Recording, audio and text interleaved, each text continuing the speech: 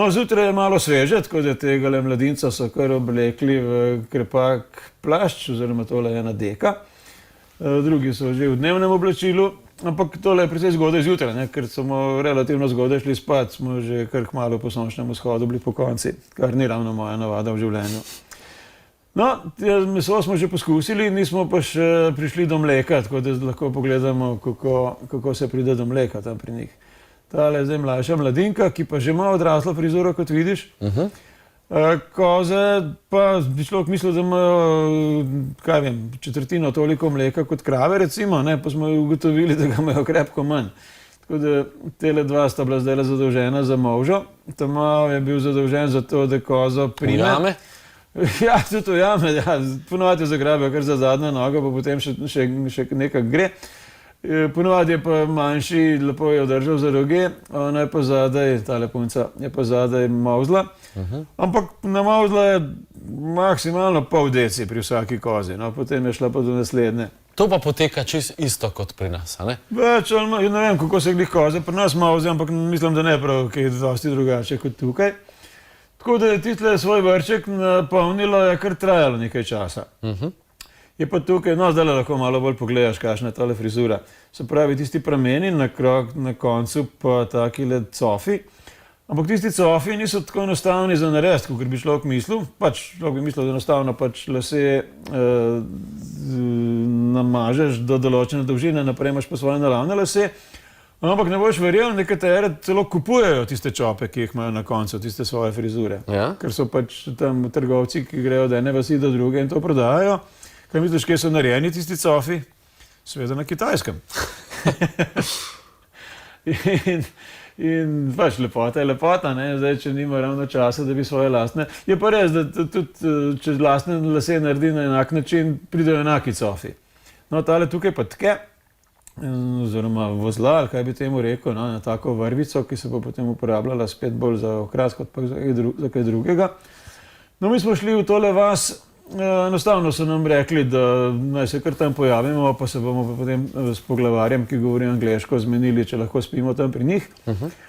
Potem smo pa ugotovili, da je pa to celo naselje, pravzaprav, kjer je takih, recimo, vasi, kot je ta, najmanj 10.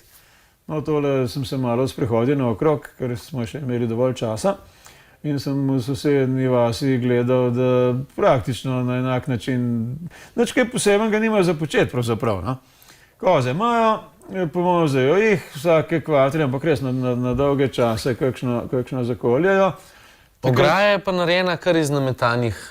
Ograja je pa taka, tista deklica, ki se je prebijala skozi, je imela kar krepke preglavice, da je prišla noter, jaz pa še bolj, ker sem se krepko opraskal pač, ampak kaj hočemo.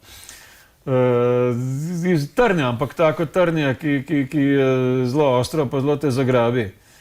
So tam tudi taki grmi, ki praktično brez pomoči ne moreš več ven, če si se zapletel noter po nesreči. Razen, če hočeš imeti popolnoma raztrgano kožo, seveda. Drugače pa res prav delo več kot pol ure, da počasi tiste trne odstranijo in da se ti počasi vam pomikaš. Če si slučajno gledal tisti film, Bogovi so padli na glavo.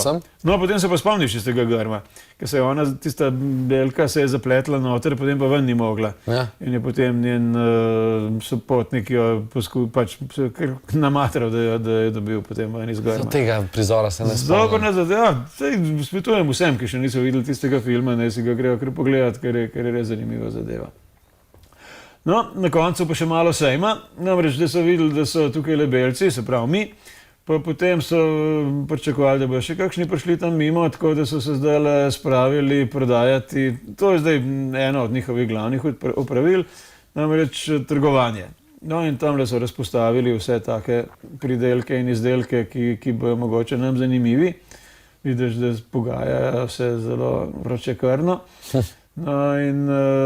Kaj se je dalo vse tukaj? Je večinoma kakšne verižce, kakšne broške, ki je za okrog vratu. Pa kakšna torba tudi še, ki je bistveno drugega pa ne. So nam pa potem še razlagali marsikaj, recimo intimna higiena, zelo zanimiva. Namreč vode tam ni kaj dosti, tako da se ženska pač enostavno počepne nad tako posušeno rastlino, ki daje en poseben dim od sebe in se s tem očisti svoje sredozemlje. Čudovit izraz. Moramo iti na oglase, pa prijemo nazaj.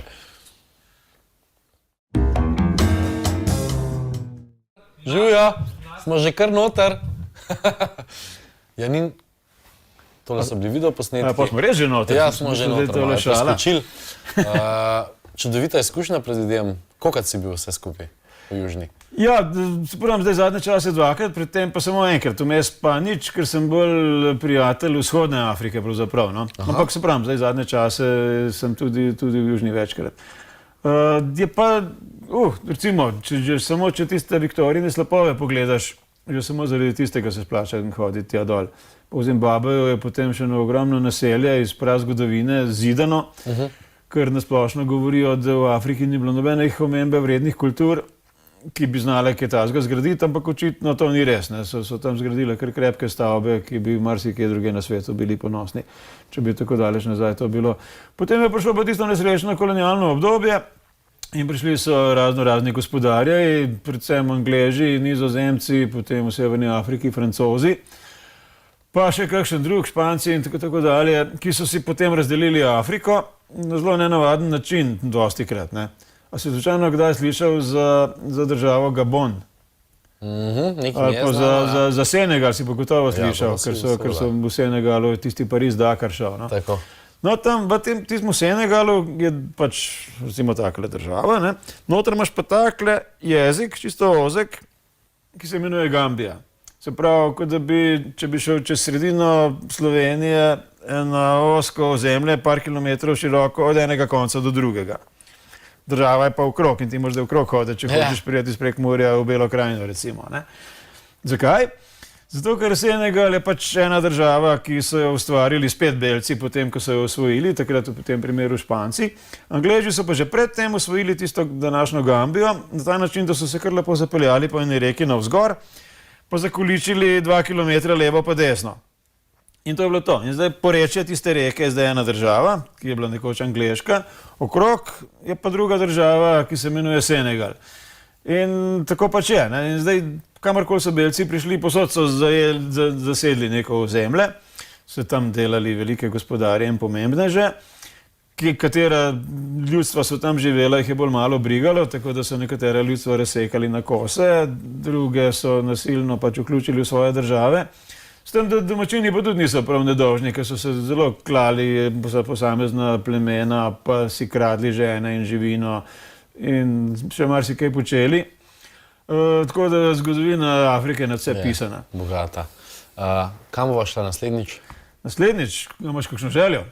Ja, kaj pa tili slapovi, ki smo jih prej omenjala? Slapovi, ja, so še vedno na tem koncu, ampak ne vem, če hočeš, lahko greva še tisto naslednjič pogledati, ali greva pa na kakšen drug konec sveta. Ker zmislil si nekaj, kakšna jugovzhodna... Vse posod si bil, ne?